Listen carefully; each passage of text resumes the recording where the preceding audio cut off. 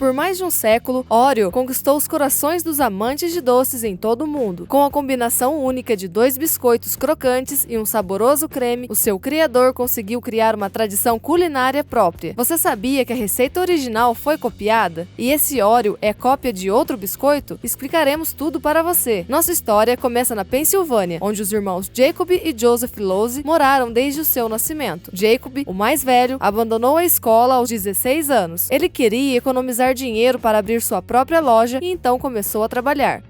Alguns anos depois, com o dinheiro economizado, abriu sua loja em 1870. 3 anos depois, abriu uma segunda loja.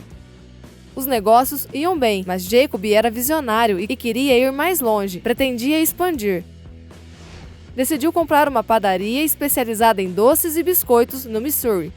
Uniu forças com seu irmão Joseph e juntos criaram Lowes Brothers Manufacturing Company. Os irmãos acertaram em cheio e a padaria foi um verdadeiro sucesso, trazendo vários milhões de dólares em receitas para a empresa. Você deve saber que este período foi marcado pela Revolução Industrial. Nos Estados Unidos, a formação de conglomerados era promovida pelas indústrias, principalmente as de petróleo e ferro. O objetivo era fundir várias empresas para que operassem como uma entidade única e assim ganhassem mais dinheiro. Isso nunca havia sido feito na indústria alimentícia, mas os irmãos Lowes mudaram a situação. Jacob e Joseph perceberam que um aglomerado poderia permitir-lhes ter uma maior quantidade de trigo e também fechar contratos diretamente com os agricultores. Então, decidiram criar seu próprio aglomerado e convidaram as padarias de sua região para se juntarem a eles.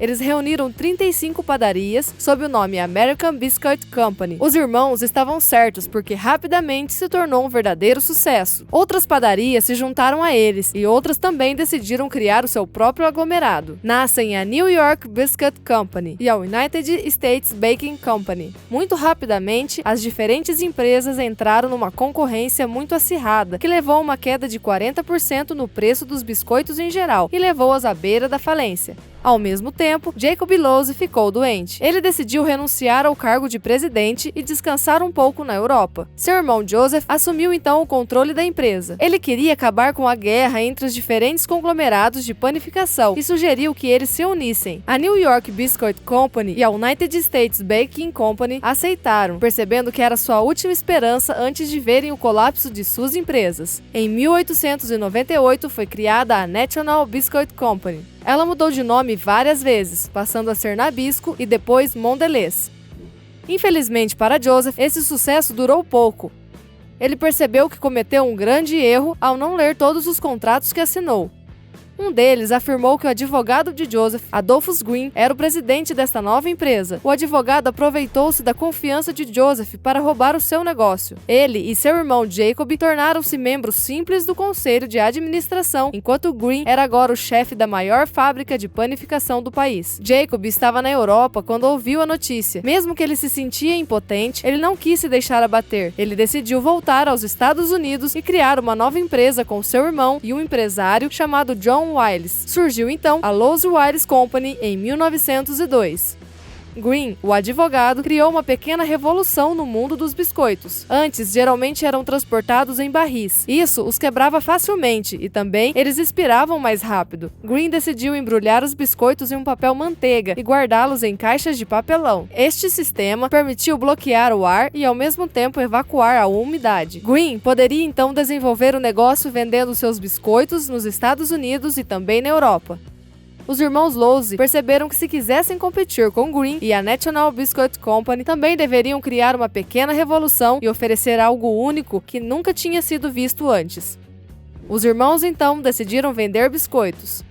Era um biscoito luxuoso, mas eles decidiram que seria barato. Queriam também oferecer sabores originais para atrair clientes numa época em que os doces eram feitos apenas com manteiga e açúcar. Depois de vários testes, decidiram ficar com o biscoito de chocolate, inédito nos Estados Unidos. Querendo ir mais longe, ofereceram um doce feito com 2 biscoitos de chocolate e um meio feito com recheio de baunilha. Os 2 biscoitos foram decorados com uma coroa de louros e flores de ocoteia, ou Orydaphne em inglês. O biscoito foi comercializado em 1908 e recebeu o nome de Hydrox, que é uma combinação dos elementos hidrogênio e oxigênio. O sucesso foi tanto que as vendas da Nabisco, empresa de Green, Green estavam diminuindo. Muito rapidamente, Hydrox se tornou um dos doces mais populares dos Estados Unidos e foi até apelidado de o Rei dos Biscoitos. Green, preocupado com seu negócio, decidiu se inspirar muito no Hydrox e lançou um biscoito que era quase uma cópia carbono. Tanto a receita quanto o design eram muito parecidos com o biscoito original. Em 1912, Green comercializou o Oreo. Aos poucos, ele percebeu que não conseguia lidar com a Hydrox e decidiu lançar uma grande campanha publicitária para atrair clientes. Enquanto a clientela tinha o hábito de separar as duas partes do biscoito e tentar adivinhar qual parte é a baunilha, Green transformou isso em tradição. Era uma aposta arriscada, mas foi um sucesso. Muito rapidamente, as vendas se sucederam para a Oreo e o volume de negócios da Hydrox começou a diminuir. No mesmo ano, Joseph morreu, seguido por seu irmão um ano depois. John Wiles, seu parceiro de trabalho, assumiu então a direção da empresa. Oreo, por sua vez, foi conquistando gradativamente mais espaço no mercado.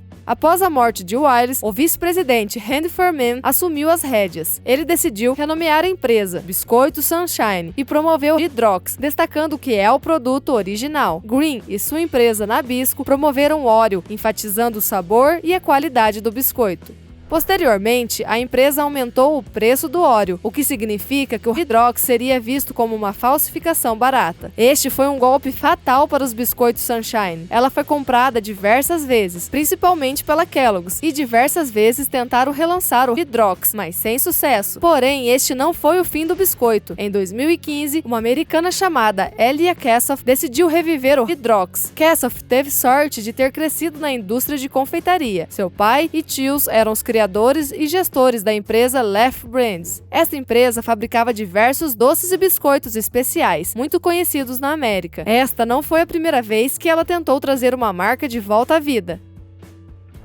Na década de 2000, ela já havia começado a comercializar Astro Pops, pirulitos em forma de foguete muito populares nos Estados Unidos, mas que tinham desaparecido durante vários anos. Graças a Kassoff, o Astro Pops voltou a ter sucesso. Ela planejava fazer o mesmo com a Hydrox e decidiu comprar os direitos da marca da Kellogg's. O biscoito renasceu graças à empresa Left Brands e foi um sucesso comercial. É assim que nossa história termina. Hoje, ambas as marcas ainda existem, mesmo que Hydrox se concentre principalmente na América. A imprensa tem falado muito sobre a rivalidade entre Left Brand e Nabisco, porque quando o Hydrox voltou a ser comercializado, o Nabisco, que passou a se chamar Mondelez, viu as suas vendas caírem devido a vários escândalos ligados à má qualidade dos seus produtos e também porque a empresa teria feito tudo para impedir o sucesso do Hydrox. Supostamente tentou esconder produtos concorrentes nas prateleiras das lojas e também ameaçou certos vendedores. Felizmente, hoje as coisas parecem ter se acalmado. A história da receita original do Oreo é cativante e, embora tenham se tornado um dos biscoitos mais populares do mundo, poucas pessoas conhecem a fascinante história por trás dele.